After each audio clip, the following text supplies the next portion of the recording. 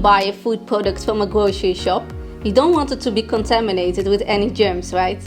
So regardless what you're going to eat today, let's say a lamb tagine with the soda on the side, and a dessert, a fruit yogurt, manufacturers have tested samples of each for the presence of bacteria, yeast and molds.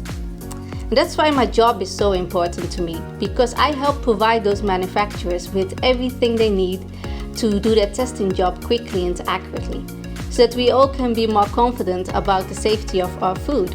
As a Muslim, I also know the importance for the food and drinks we buy to comply with the halal requirements. Usually I spend a little bit more time shopping to check the labels to see if they contain any food additives sourced from non-halal meat like pork. Because I, like many Muslims, we don't like to mix the halal with not halal. So what does it all have to do with the testing for the contamination? Well, the test for the halal food also need to meet the halal requirements. That's why the development of halal growth media is so important. Because let's take the halal tryptic soy agar, which is used to make the swabs and the contact plates that are used for testing those spots in the food facility that pose a risk of contamination. It is also these spots that come in contact with the food.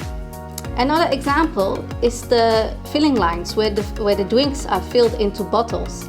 Filling lines can be tested with media field simulation using large quantities of halal vegetable pepton broth or linden grain. Because of those type of food quality measures, Muslims can say Bismillah and enjoy their food with more peace of mind.